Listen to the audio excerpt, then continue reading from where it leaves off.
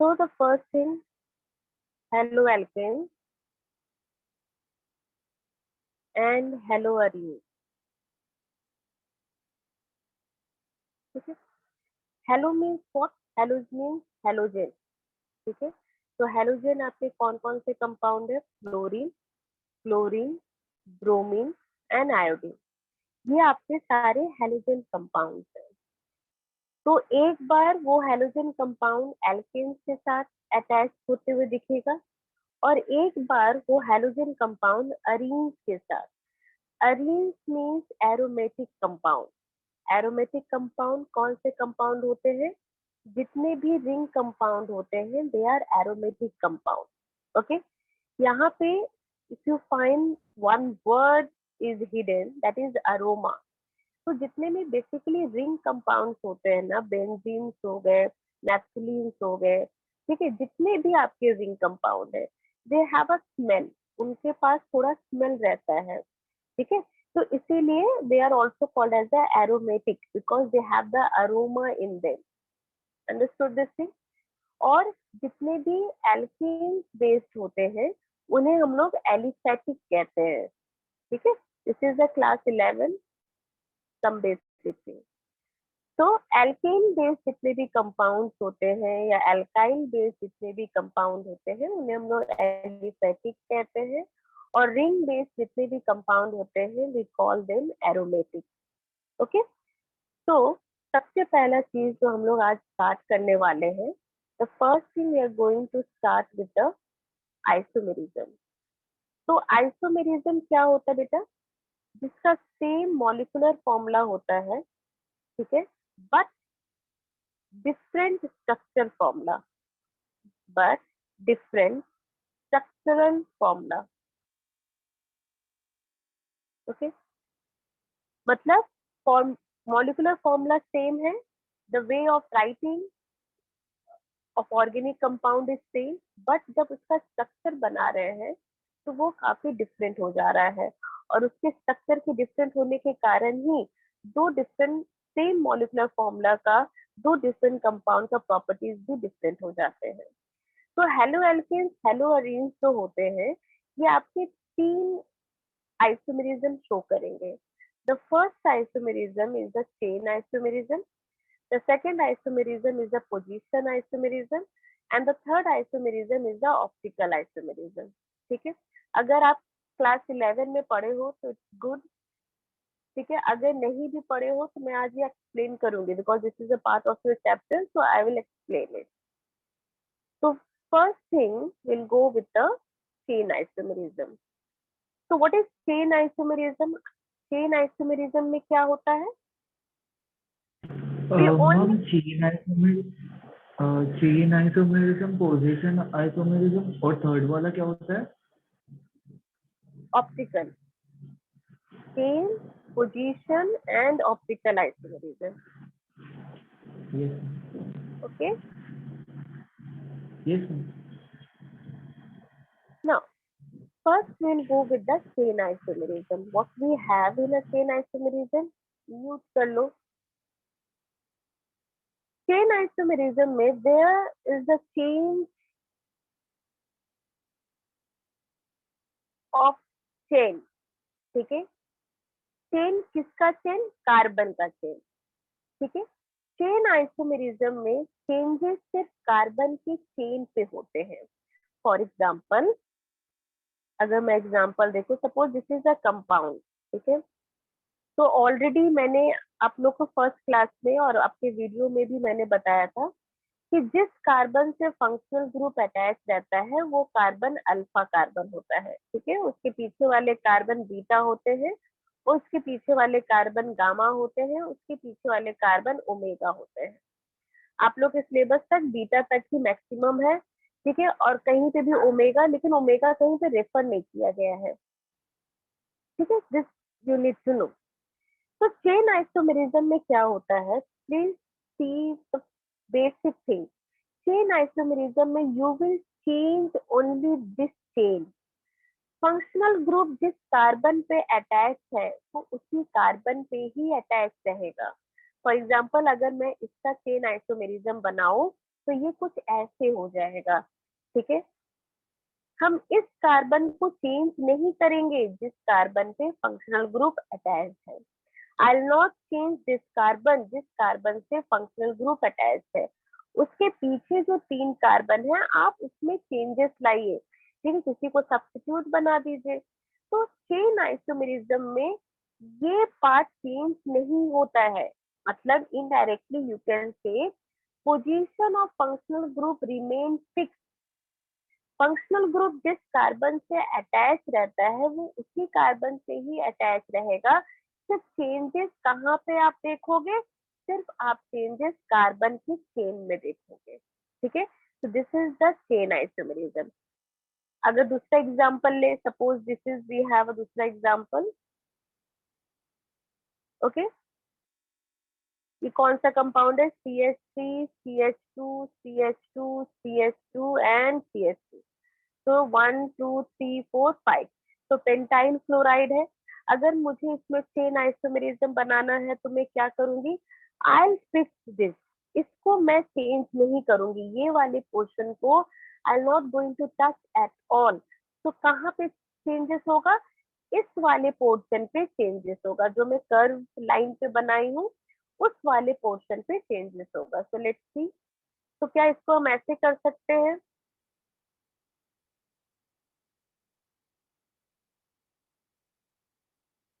ठीक है। ये आइसोमेरिज्म तैयार हो गया, अंडरस्टूड, ओके। नेक्स्ट यस इसी मैम। कंपाउंड का क्या ये आइसोमेरिज्म बन सकता है, आपको बस 5 कार्बन रखना है, ये भी आइसोमेरिज्म बन सकता है, ओके। थर्ड आइसोमेरिज्म क्या बन सकता है, ये भी आइसोमेरिज्म बन सकता है। तो ये क्वेश्चन भी आता है, draw the draw the possible structure of a pentyl chloride. Draw the possible structure of a pentyl chloride. Okay? तो चेन आइसोमेरिज्म में आपने कितना स्ट्रक्चर देख लिया, ये पेंटाइल क्लोराइड है, आपने इसका कितना स्ट्रक्चर देख लिया, 1 2 एंड 3। आप देखोगे सबका नाम भी डिफरेंट है, इसमें अगर नंबरिंग करें 1 2 3 4, तो it will be what 2 methyl, क्या होगा, ब्यूटाइल क्लोराइड, ठीक है, 2 मिथाइल ब्यूटाइल क्लोराइड। इसका क्या नाम होगा, 1 2 3, so it is 1,2 di methyl propyl chloride. समझ में आया, हाँ मैम। ठीक है। और इस तरीके से अगर ये 1 2 3, so it is 2,2 di methyl, ठीक है। तो आप देख लो नाम भी डिफरेंट हो गया, स्ट्रक्चर भी डिफरेंट हो गया।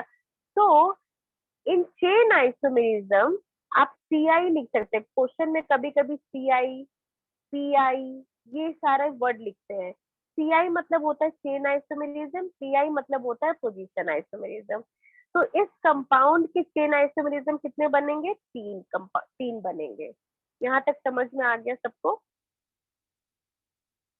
हाँ मैम। बेसिक डिफरेंस समझ गए। मैंने इसको चेंज नहीं किया, चेंजेस सिर्फ और सिर्फ बैक, जो बैक पोर्शन के कार्बन नंबर है उन्हीं को ही चेंजेस में इंक्लूड किए हैं।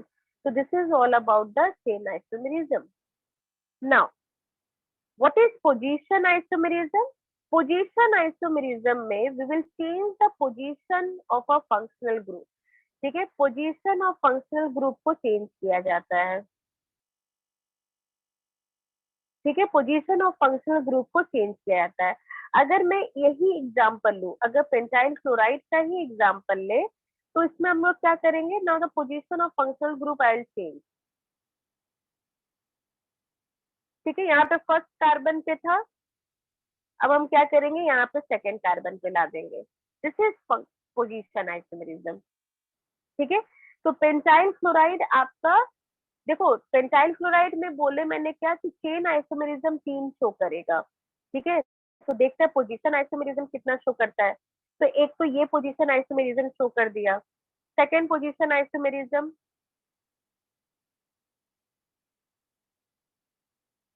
सेकेंड पोजीशन आइसोमेरिज्म क्या शो करेगा? फर्स्ट कार्बन पे था, ठीक है,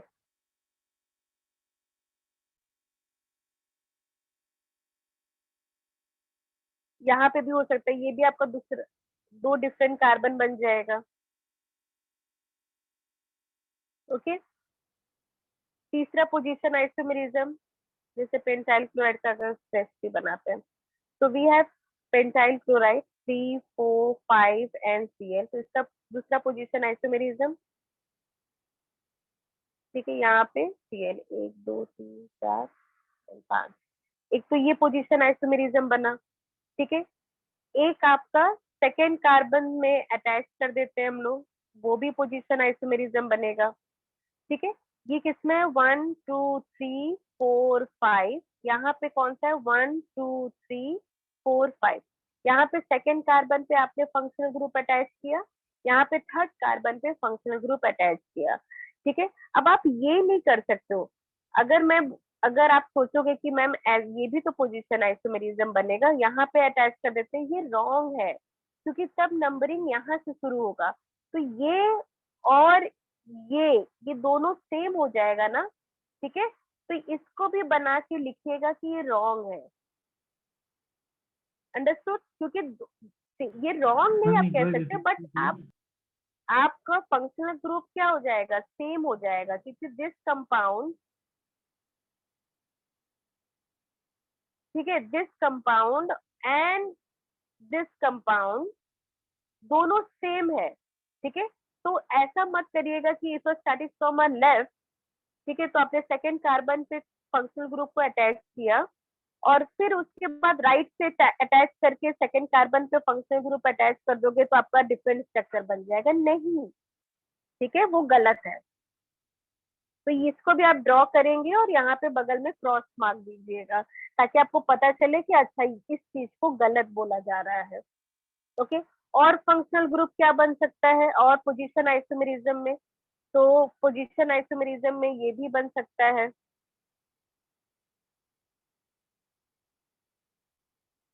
ठीक है। अच्छा ये बताओ, तो इस कंपाउंड में दो आइसो चेन और साथ में पोजीशन आइसोमेरिज्म भी इन्वॉल्व है, समझ में आ रहा है? इस हाँ कंपाउंड में चेन आइसोमेरिज्म भी इन्वॉल्व है, as well as position isomerism भी इन्वॉल्व है, ठीक है। तो आपने पहले फर्स्ट जो था चेन आइसोमेरिज्म पढ़ा, फिर आपने पोजीशन आइसोमेरिज्म पढ़ा। अब जैसे आगे आते जाएंगे कि दोनों आइसोमेरिज्म भी आपको किसी किसी कंपाउंड में दिखने लग जाएंगे, ओके। हाँ ma'am. So what is the basic difference between the chain and the position? In a chain isomerism, we remain fixed to the function group to their respective carbon, but in a position isomerism, we can change the position of a functional group. Okay, keeping with or without changing the chain of a carbon. You can also change the chain of a carbon if it includes chain isomerism, or without changing the chain of a carbon तब भी आपका position isomerism हो सकता है।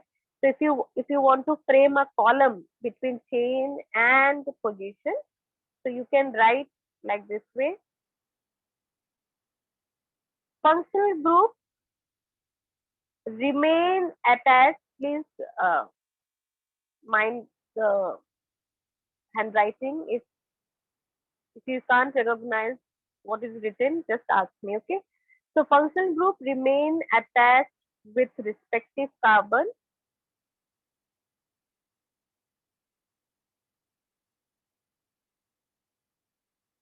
ठीक है. In position isomerism, we can change the position of functional group with or without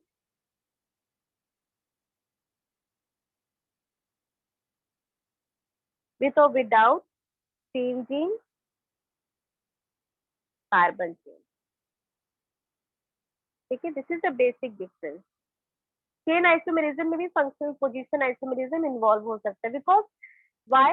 Because these two are complementary to each other, or you can say chain and the position isomerism, they interlink with each other, because in some compound we're going to find these two together or merge in a one single compound, these two isomerism.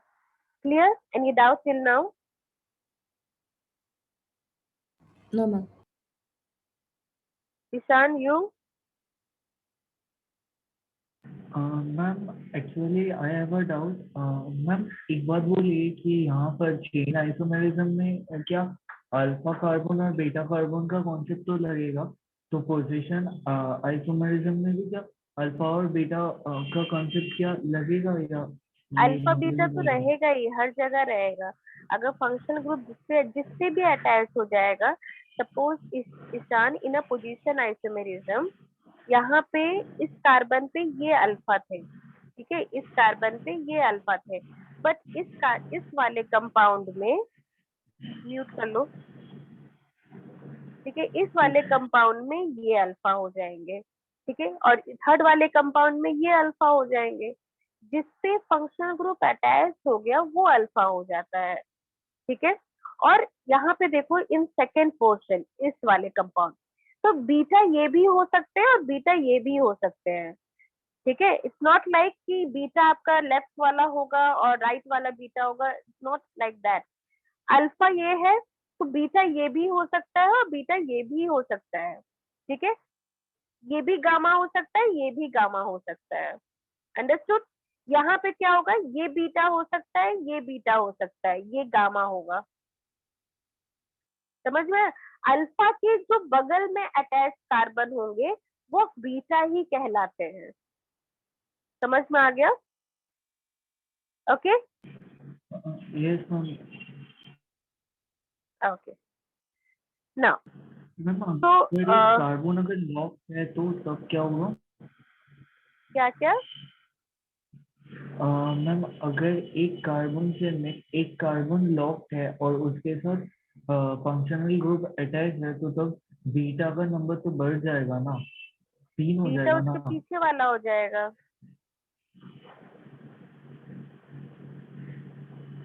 तुम मुझे ये बना के दिखाओ, क्या पूछ रहे हो? ये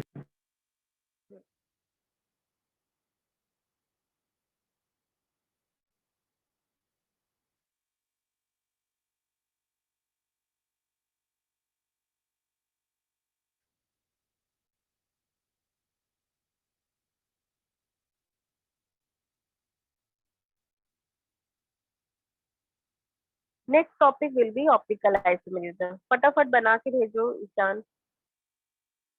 मैम भेज दिए। Okay.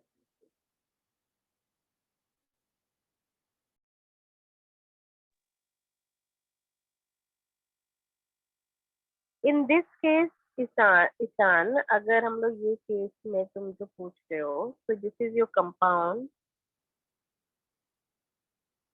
ठीक है। तो इसमें बीटा में अल्फा ये बनेंगे, ये बीटा बनेंगे, ये बीटा बनेंगे, ये बीटा बनेंगे, ठीक यस है, मैम। और ये आपके गामा बनेंगे। तो यहाँ का भी हाइड्रोजन आप रिमूव कर सकते हो, यहाँ के भी हाइड्रोजन आप रिमूव कर सकते हो, और यहाँ के भी हाइड्रोजन आप रिमूव कर सकते हो। इसी को हम लोग बीटा एलिमिनेशन कहते हैं, जो आप आगे जाके पढ़ोगे, ठीक है। तो बीटा एलिमिनेशन मतलब बीटा के हाइड्रोजन का रिमूवल। तो बीटा ये तीनों बन जाएंगे, अल्फा से जो डायरेक्टली अटैच होगा वो ही बीटा बन जाता है, ठीक है। Yes ma'am. तो next topic will be your optical isomerism.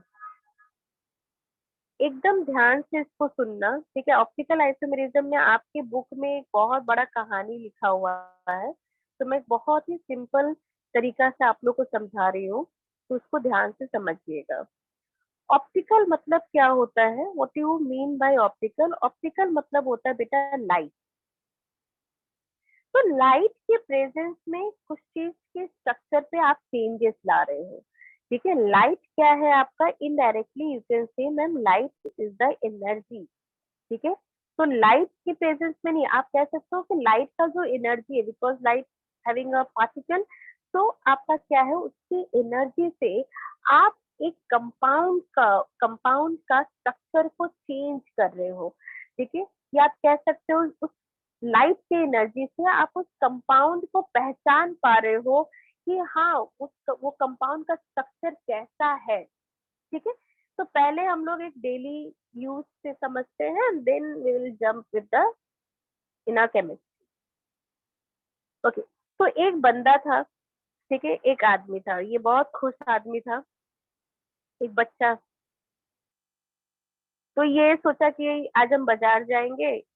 उसने कुछ नहीं लिया हाथ में, ठीक है, बोला कि आज हम बाजार जाएंगे, खाएंगे पिएंगे मस्ती करेंगे, ठीक है। तो यहाँ पे उसकी मम्मी थी, ठीक है। उसकी मम्मी ने क्या बोला कि तुम बाजार जा रहे हो, तो अगर बाजार जा रहे हो तो इतना ये कुछ सामान लेके आओ, ठीक है। तो उसने एक लिस्ट पहुंचा दिया, पूरा एक लिस्ट दे दिया कि ये कुछ सामान लेके आओ, ये सामान लाना ही है वरना बाजार नहीं जाना है। तो जितना ये खुश था, अब ये क्या हो गया, उदास हो गया कि यार इतना आराम से जा रहे थे, आके ये पूरा लिस्ट थमा दी, अब मेरा हम तो अब खाली हाथ रहेंगे ही नहीं, यहाँ अब मेरे को सामान पकड़ना पड़ेगा। तो बोला चलो ठीक है, मम्मी बोली है तो लेना ही पड़ेगा। तो ये ले लिया। अब ये बाजार गया तो इसने कुछ सामान लिया, ठीक है। बहुत ही उदास मुंह के साथ इसने सारे सामान जो जो लिस्ट में था वो सारा सामान लिया, ठीक है। और दोनों हाथ इसका भारी हो गया, मतलब दोनों हाथ में आपके सामान आ गए। दूर से इसका एक दोस्त दोस्त पहले था अब दुश्मन हो चुका है, ठीक है, वो बैठ के इसको देख रहा था, ठीक है। वो बैठ के इसको देख रहा था और वो बहुत खुश था कि आज तो इसको मार के रहेंगे, ठीक है, आज इसको मारा जाएगा, क्योंकि ये तो पूरा पैक्ड है, ठीक है। पूरा दोनों हाथ इसका पैक है, तो ये मेरे पे हाथ उठा भी नहीं पाएगा, मतलब जब तक ये हाथ उठाने जाएगा तब तक हम इसको मार उड़ देंगे। तो ये दूर से ये थोड़ा सा ये लड़का थोड़ा थोड़ा इंटेलिजेंट था, इंटेलिजेंट मतलब थोड़ा दिमाग था, क्योंकि बदमाश लोग के अंदर बहुत ज्यादा दिमाग होता है, इन लोग के पास बहुत सारा टेक्निक होते हैं बदमाशियों का। तो इसके पास थोड़ा दिमाग था, तो ये दूर से क्या देखा कि यार इसके किस साइड के हाथ में, लेफ्ट साइड या राइट साइड, किस साइड के हाथ में भारी सामान है, ठीक है, ध्यान से सुनिए। किस साइड के हाथ में क्या है, भारी सामान है। तो देखा कि यार राइट साइड में तो इसका बहुत सारा सामान लिया हुआ है, ठीक है। तो ये अपने दिमाग में ये पूरा प्लान बना लिया कि हम जाएंगे तो इसको राइट साइड से धक्का देंगे, ठीक है। हम जाएंगे इसको क्या करेंगे, ऐसा धक्का देंगे कि ये राइट साइड ही गिरेगा, ठीक है। जब ये नीचे गिरा तब इसको हम मार ओर के आ जाएंगे। यहाँ तक समझ में आया, हाँ ठीक मैम। है। तो ये जाता है, जाने के बाद हंसता है, बोलता है तुम लात खाएगा, तुमको मारेंगे, तुम मेरी गर्लफ्रेंड को चुरा। तो जब ये इसको मारा तो ये जिस साइड इसका भारी सामान था ये उस साइड जमीन पे गिर गया। और जब ये जमीन पे गिर गया तो क्या हो गया, इसको मार और दिया गया, मारा और मार के भाग, ठीक है। तो कहानी अब ये बनता है कि अगर ये खाली हाथ रहता तो ये भी उल्टा मार देता, लेकिन क्योंकि इसके दोनों हाथ भरे थे, दोनों हाथ में सामान था, तो ये उसी साइड गिरा जिस साइड में सामान ज्यादा था, ठीक है। तो ये बदला पूरा हो गया, मम्मी के काम से बेचारा लात खा गया। चलिए, तो अब आते हैं थोड़ा केमिस्ट्री में। ये जो बंदा है ये आपका लाइट है, ठीक है। और ये जो बंदा है ये आपका एक प्रोडक्ट है, सॉरी एक रिएक्टेंट है, या आप कह सकते हो एक कंपाउंड है, ओके। और ये जो कंपाउंड है बेटा ये फ्रेशली प्रिपेयर्ड है, मतलब कि अभी ताजा ताजा बना है। अब ये मत करना कि एकदम बच्चा पैदा हुआ वाला चीज है, नहीं, ठीक है।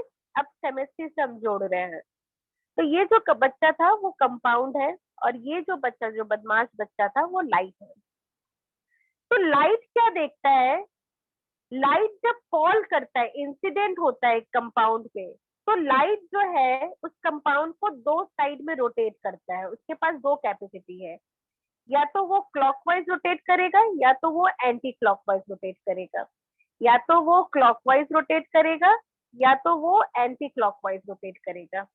ठीक है, अब ये कैसे डिसाइड हो कि कौन सा क्लॉकवाइज कब क्लॉकवाइज होगा कब एंटी क्लॉकवाइज होगा? सेम चीज, जिस साइड पे उस कंपाउंड के जिस साइड पे बल्कियर ग्रुप होंगे और भारी भरकम ग्रुप होगा, शायद बेंजीन अटैच हो या बहुत ब्रांच वाला एल्काइल ग्रुप अटैच हो, ठीक है, तो जिस साइड में बल्कियर ग्रुप रहेंगे, ठीक है, वो उसी साइड से रोटेशन करता है। ठीक है, तो सपोज अगर वो राइट साइड में है तो क्लॉकवाइज रोटेशन होगा, और अगर बल्कियर ग्रुप लेफ्ट साइड में है तो वो एंटी क्लॉकवाइज रोटेशन होगा। बात समझ में आ रहा है? ठीक है, अगर ये रहा बंदा, तो ये बंदा अगर उसने ये उल्टा यहाँ पे होगा, ठीक है,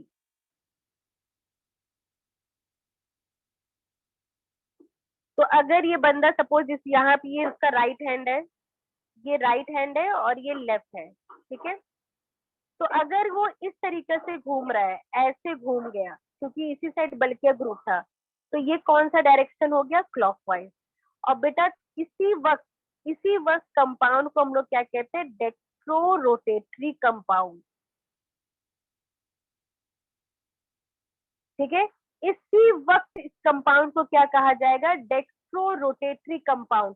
आप बायोमोलिक्यूल्स में देखोगे ऐसे लिखा रहता है डी ग्लूकोज, ठीक है, डी ग्लूकोज।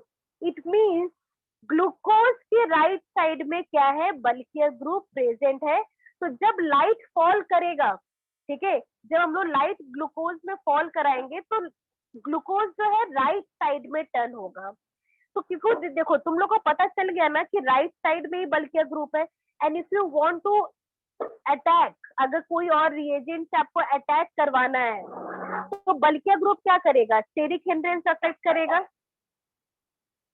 ठीक है, बल्कियर ग्रुप आपका स्टेरिक हिंड्रेंस अफेक्ट मतलब कि अटैकिंग नहीं होने देगा। तो तुम्हें ये क्लियर हो गया ना कि अरे यार इसके राइट साइड में तो बल्कियर ग्रुप है, क्यों ना हम लेफ्ट साइड से अटैक करा दे।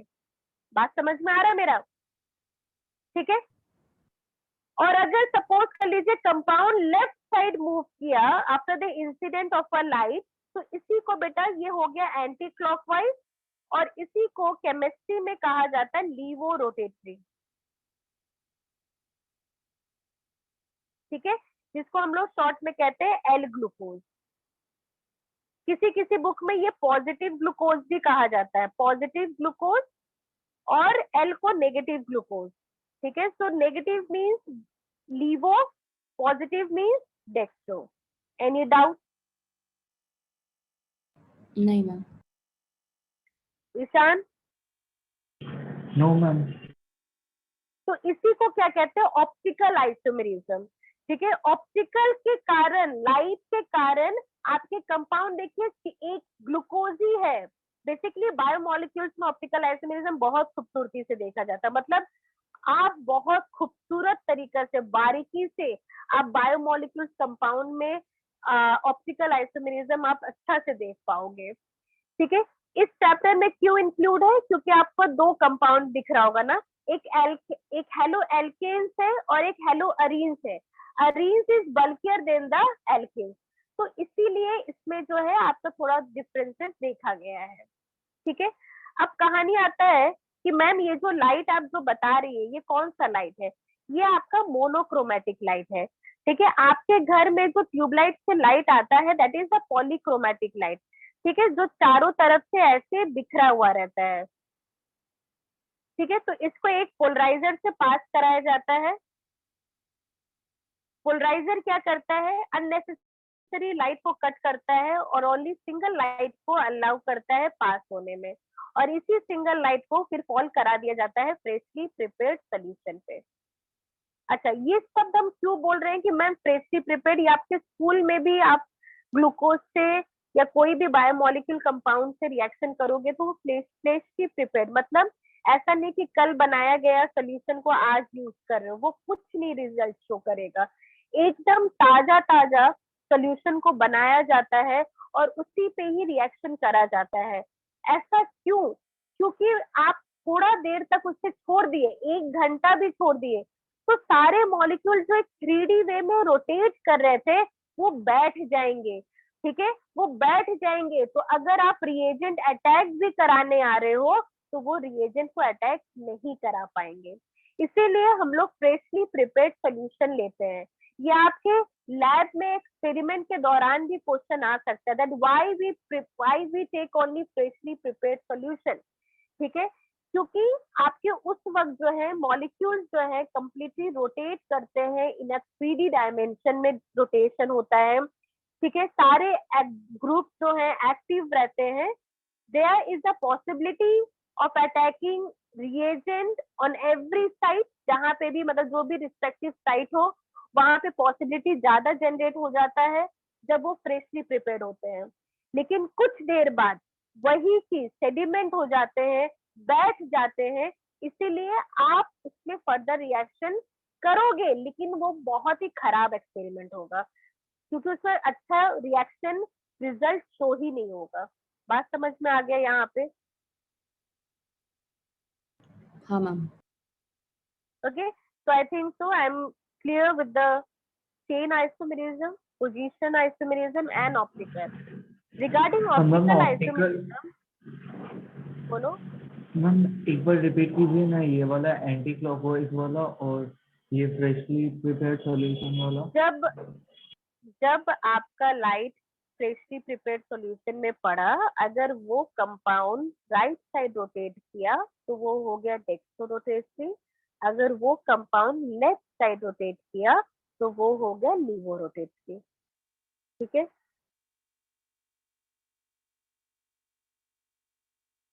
ये मैम। और फ्रेशली प्रिपेयर्ड क्यों लेते हैं हम लोग? क्योंकि फ्रेशली प्रिपेयर्ड में सारे कंपाउंड एक्टिव होते हैं, इसीलिए। और अगर थोड़ा देर बाद आप ये कंपाउंड को लोगे तो ये सारे सेडिमेंट हो जाएंगे, नीचे बैठ जाएंगे जार पे। तो जब वो सेडिमेंट हो गया है तो आप उसको या तो फिर से उसको शेक करोगे, तो शेक करने से फिर तो वो जनरेट होगा लेकिन वो एक्टिवनेस नहीं रहता है। जैसे खाना जब एकदम ताजा बनता है ना, दिन बहुत अच्छा लगता है खाना खाने में। लेकिन अगर वही खाना आपका सुबह बना है और आप रात में खा रहे हो, भले ही गर्म करके खाए लेकिन तब भी वो स्वाद नहीं आता है, राइट? ठीक है, थोड़ा सा चेंजेस हो जाता है स्वाद स्वाद में। तो यहाँ पे वही चीज है। समझ में आ रहा है मेरा बात? Yes ma'am. Okay, awesome. कोई स्लाइड देखना है? Because after this will start with the method of preparation. Method of preparation का आप लोग 3 मिनट बाकी है, फिर से रिज्वाइन करिए। ठीक है, and then will start with the at least 2 reaction आज हम कंप्लीट करेंगे। ठीक है, कोई स्लाइड देखना है? Because I am signing off and you need to join again. Ma'am last वाला स्लाइड दिखाइए ना।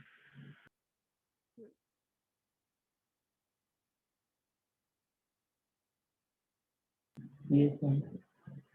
ओके, प्लीज फटाफट ज्वाइन करिए बिकॉज 12:40।